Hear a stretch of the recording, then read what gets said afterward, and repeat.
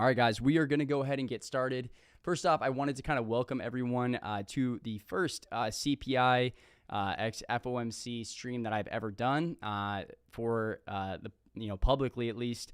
I wanted to do this stream. I normally do these streams every Tuesday inside the Discord. This is usually a time that I kind of review some setups from the day of and talk about the trades that I took, why I took them, and then I'll talk about setups that I'm looking at for the following day. But in this case, I wanted to do this stream because we just have such an action-packed macro environment over the next week. I really wanted to kind of dig in, to some of the charts that I really like going into the next 2 days, because we are going to definitely see a move for the ages, in my opinion. And when you have FOMC and CPI back to back, I think that's a good enough reason to kind of do, a little 30-minute workshop and overview of what I'm going to be looking at as we head into the week, right? So today, obviously Monday, we chopped around a good bit, but the whole point of this stream is going to be my plan is to really review 3 charts on the short side and 3 charts on the long side, and kind of give you guys some options and some reasoning as to why I'm looking at those charts, why they are A+ setups to me, and how they're going to play over the next couple of days, and what levels and spots that I'm going to be paying attention to as we go into this really big CPI print, and of course Powell the following day at 2:30. So in case you've been living under a rock, no, I'm just kidding. In case you aren't aware, we do have our CPI print tomorrow at 8:30 Eastern Standard Time in pre-market. That is going to be definitely a market-moving event, guys. This is the first CPI where we have seen a pretty drastically lowered forecasted CPI number that is supposed to come in. So there's definitely some anticipation in this print to the upside, I think, for a lot of bulls. I think this is kind of, presumably going to act as a catalyst for this, quote unquote Christmas rally. We'll see if that actually validates. I'm slightly skeptical about that, but I'm really going to approach this from a zero bias standpoint. And then the following day on Wednesday, we do have Chairman Powell and our rate hike decision. So I think that right now it is a 75% chance of a 50 basis point hike, and then a 25% chance of a 75 basis point hike. Obviously, this is the first step down in that rate hike cycle. And so it's going to be interesting to see, how we, really react to these 2 very, very big catalysts. Again, in case you haven't been aware of it, but these are pretty much the 2 events that have been moving markets, is when Powell talks and when we get a CPI print over the past 6 months. Otherwise, we've seen a ton of chop. Right now, I'm looking at the S&P 500 daily chart. And like I said, guys, really my goal with this stream is to go through these charts, show you what I'm looking at and why I'm thinking the way I'm thinking. And then, you can take from that what you will. But this stream is really designed to help you prep and have a game plan and mindset going into things. So like I said, we're going to start quickly here on the S&P 500. I don't want to spend too much time on this one because of the fact that, I think there's some really, really good individual setups. But the reason I'm displaying the S&P 500 daily chart, guys, is because I wanted to, kind of give you the reasoning for why I think we're going to see such an outsized move. This is one of the longest periods of consolidation that I have personally witnessed and traded over such an extended period of time, right? So basically for the last 4 to 5 weeks, we have really been within an $8 range on the S&P, right? We have had clear support here at 392 and very clear resistance at the 400 to 398 level, right? Which we tested and closed at today. With that tight of a range, that is very difficult for bulls and bears because there is just a much more limited range, right? So just to preface a little bit, some of the setups that I'm going to go over are going to be primarily based on, in this type of market, you really need to be, in my opinion, focused on playing puts off of strong hourly and daily resistance and playing calls off of strong hourly support and daily support, right? So if you are taking notes and you are maybe a little bit more of a beginner, that is probably a really good thing to write down, right? So in a range-bound market like you're seeing on the screen right now, where you have $8 of range over 5 weeks, excluding 3 days, it's a good idea to get in the principle and the system of, hey, if something's at a strong daily or hourly support, I want to be looking to take calls. And if something is at a strong hourly or daily resistance, I'm going to look to take puts, right? You just have a much higher probability of that trade working for you in a range-bound market, right? Because that is the sentiment and the mindset. So maybe a good thing to write down. Yeah, man, Mans is doing something for free. Alert the media. No, but that's a really good principle to write down, guys. And I think that it's one thing that if you are newer to trading, especially if you grew up in the COVID era or in 2021, breakouts to the upside and breakouts to the downside were very commonplace and provided some of the most amazing opportunities, right? I mean, personally, that's, really when I refined my trading was during 2020 and 2021, and we definitely got spoiled. And with this tight of a range, this is something that we could see for a prolonged period of time on the indices. And so, like I said, guys, that is not a bad thing to write down and get in the habit of doing, right? So that's kind of the gist. And really, like I said, guys, the reason why I think we're going to see such an outsized move is when you have this level of consolidation, i.e. 5 straight weeks inside basically a $10 zone, you are really brewing for a major, major move because there's a lot of pent up energy in these charts and they're really begging to make a large scale move, right? So one, similar time period of consolidation that we saw was in June. If you go back to June, guys, we consolidated not for nearly as long, but we consolidated between the 415 and 406 level back in early June, and that was right before we saw that major waterfall sell-off over a 4-day period, guys. We went from basically 406 all the way down to 367 in 4 days. So, that's a 45-point move. You cannot underestimate the magnitude of what this type of consolidation can do, and that was only really 9 days of consolidation inside that $6 zone. So we've had, basically, like I said, almost 20 trading days inside that zone, guys, which is absolutely unreal. And like I said, I really do think that these charts are going to explode in one direction or the other with how tight they've been. So like I said, guys, the first chart that I do want to go over is going to be a downside chart that I'm definitely going to be looking at tomorrow. That is going to be on Tesla. If you're not familiar or you missed the beginning of the stream, I said that basically my plan on the stream tonight is going to be to review 3 primarily downside setups that I'm going to be looking at. So short side bias setups and then 3 long side bias setups. I really have 3 really, really good downside setups I like. And then, I'm going to try to cover at least 2 really A+ longs that I also really like as well. So I don't know what CPI is going to come in at, but we'll see. I'm in the game of reacting, not predicting. If you guys, have followed me for a while, you know that I talk about that all the time. But our job as a trader is to be working on reacting to the move, not trying to predict what is going to happen, right?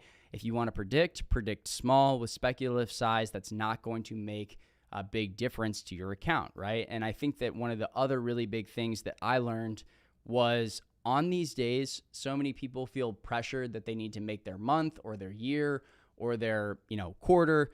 But in all reality, guys, direction is going to be given after these 2 events. So if you are a newer trader or you're just kind of getting the hang of options, don't feel like you need to trade 0 data expiration, SPX calls or puts, and 10x your account or 10x your net worth or whatever. That is a really toxic mindset to be in.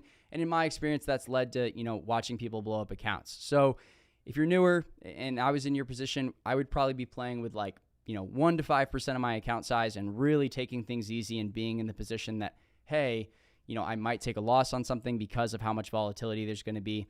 Obviously, if you're a little bit more of an advanced trader, this can be a really advantageous time period in the market, especially as of late. So again, my top downside focus setup tomorrow is going to be Tesla. A little bit of background as to why. So I actually traded Tesla on Friday.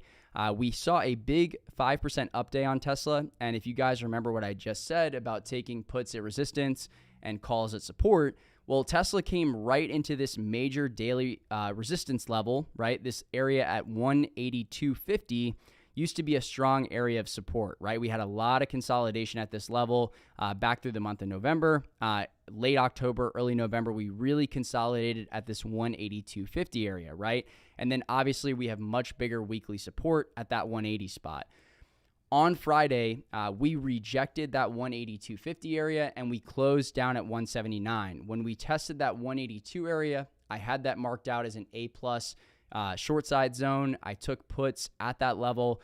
And like I said, those really worked in my favor today. I sold them for 100% about 15 minutes into the open. We got a huge move to the downside off open today, guys. Obviously, Tesla flushed all the way down to this 171 area. I actually closed my puts here on these 3 big wicks. because I thought we might see a reversal off of that 170 support. But we actually ended up fading all the way down to 167 at the close, and those puts went up over 300%. Now, that being said, coming into tomorrow, really my top focus setup here is going to be a breakdown, and I'm only focusing on a breakdown setup because we are going to have a market moving event. So if we see a hotter than expected print, Tesla looks really, really good for an A+ short side opportunity on a break under that 166.19 level, right?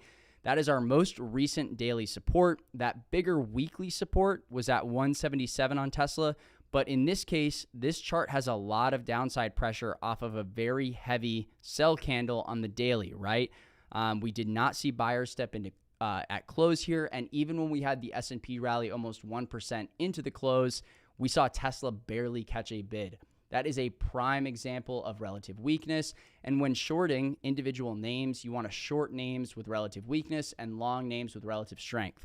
So in this case on Tesla, my trade idea here is going to be the 160 put for 12/16 or possibly even the 150 put for January 23.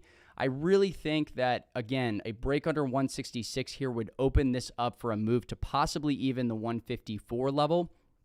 If we look at the weekly, guys, this is a very nasty weekly candle, right? And I really think that next major support is going to be at that 150 psychological level. You'd have to go all the way back to October of 2020, right? And that was when Tesla really started its major bull run. So I'd be targeting this 149 to 152 level on a break under 166.19. So that is going to be A+ setup for me on the short side, number one. Again, if we see a hotter than expected print and we get some steady pressure under 166, I can't talk tonight. I think that can be a really clean short side trade. What I would be looking at as an ideal scenario, and remember, ideal scenarios don't always happen, but if we get a move downside in pre-market, I would look for a retest of 166 off the open and then look to go short on that retest. So that is going to be A+ setup for me, number one. And somebody just made a good point in the chat. I'm not sure if they were being sarcastic or not, but you don't need to overcomplicate these things, right? I think a lot of people are overcomplicating trading right now. And in all reality, guys, I try to make this as simple as possible, which goes back to in a range-bound market, you buy puts at resistance on the daily and the hourly, and you buy calls at support on the hourly and the daily, right? So it's pretty simple, don't overcomplicate it. That's the biggest thing.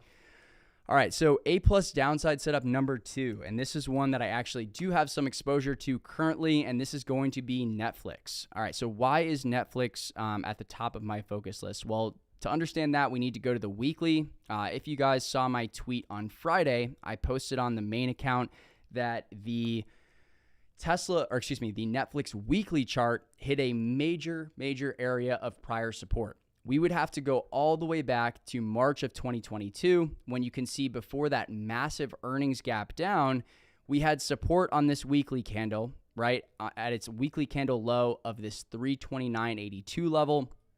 And on last Friday, we tested 329 to the penny and rejected hard. When I see something reject major weekly support like that on a Friday to close a weekly candle and pull back, if you notice on Friday, Netflix sold the latter half of the day the entire day, right? And that's why you got this really nasty heavy sell candle on the daily. One thing you always want to pay attention to, and I talk about this all the time, but is candle structure, right? So on that Netflix daily candle we saw on last Friday, you can see this long upper wick, guys, illustrates a lot of sellers, right, at that level, pushing the body of this candle down to almost low of the day at close. That's a very bearish daily candle print.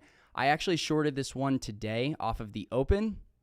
I'll cover that trade really quickly. I don't want to spend too much time reviewing past trades. The main point of today is to kind of look forward. But if we look at the 15-minute on Netflix, we'll look at the hourly just because it'll give us a little bit more of a better view. It tested pre-market high off the open. 323.18 was also a major area of resistance on the daily chart. I had that level marked out prior to the open this morning, and I actually shorted it about 5 minutes into the open while simultaneously closing my Tesla swing. So that was, a little bit stressful, but I took the 290 puts because I think that would be my downside target here. And during CPI and FOMC weeks, being a little bit more of an advanced trader, I do like to gain out of the money exposure to the volatility. So I took the 290 puts on that reject of pre-market high. And then, like I said, I took those for about a 65% move down to 308. I sold the majority, but I did keep some runners overnight. It's a free position for me, so I am swinging some 290 puts on Netflix tomorrow. So when that print drops, keep that in mind. That would be really sick if we saw, like a 290 test on Netflix off the open. However, like I said, I think that, a rejection of pre-market high there made for a really nice downside setup. Going forward into, kind of the bigger picture here, this trend line that I drew has kind of been the daily uptrend that we've seen on Netflix from that 211 area, right? And we've, bounced off this trend twice. I think that we could break below that 300 level and see a test of 290. I really don't even think seeing a test of 280 is out of the question here, because if you look at the last time we saw a lot of upside volatility, that was when Powell spoke on the 30th. And we saw Netflix make an absolutely insane move. It went from 280 to 320 in basically 3 days, right? When that happened, we created a very pliable zone on the chart on 1130, right? Which is basically this gap from 304, 305, all the way down to the 280 level. I think price action is going to move very smooth through that level. So if we do see a break of 303, on Netflix, I will be looking to probably add some 280 put exposure. I'm already in small size 290 puts, but I think that this is definitely a setup that can really unwind at least down to the 290 level and could possibly fill that range that we created on 1130. When Powell spoke, he had a more dovish tone. We gapped up really hard through that zone, and I think it would make sense to see a retest of that 280 level, which was our prior resistance and is now has been support, right? So a test of that level I don't think is out of the question. That would kind of line up with a test of that daily trend line. I'm a more horizontal level oriented trader. So for me, trend lines are additional points of confirmation. I do think they've been working well in the market as of late. But really on Netflix, like I said, guys, the trigger for me going into tomorrow is going to be a break under 303. I would look at the 285 puts for the 12/16 expiration. So we've had a lot of hourly support at that 303 level, especially if we look at the 4 hour now, right? You can see this, really that 303 to 302 level has been big. And so if we break below that, you can see that we basically gapped up, from 281 to almost 303 in 2 hours on 1130, right? So I think we could see that fill back down on Netflix all the way down to the 280 zone, right? So I think this is one of the more overextended charts on the market currently. And like I said, this to me fits the criteria for an A+ downside setup going into tomorrow. So this is definitely going to be something that I'm watching really closely. The last downside setup that I am going to cover is going to be the Caterpillar weekly chart. We talked about this one a bunch. Well, you guys probably saw the video I posted last night. The reason I like this chart is because it is so coiled on the weekly, right? We've got a lot of major consolidation here, and I really think that under that 233 level, we retested it today. That was that A+ kind of size into the trade zone for me on the short side. I did not take puts today because of the fact that we have CPI tomorrow, and I didn't want to be in a high confidence position going into the print. But if we open up tomorrow, this is going to still be one of my main focuses on the short side. If we break below that 230 level, that has acted as a lot of big daily support here, right? We've been in this range. If you saw the video, I talked about this. We've been in this range of about $7 for 5 weeks. So there is a massive move coming here on CAT. And one of the major reasons that I like it is we are sitting at all-time highs. So your upside risk is a breakout over all-time highs in this market, or possibly, a 20-point gap to the downside. So in all reality, this is one of those, really high risk to reward short side charts that I absolutely love. So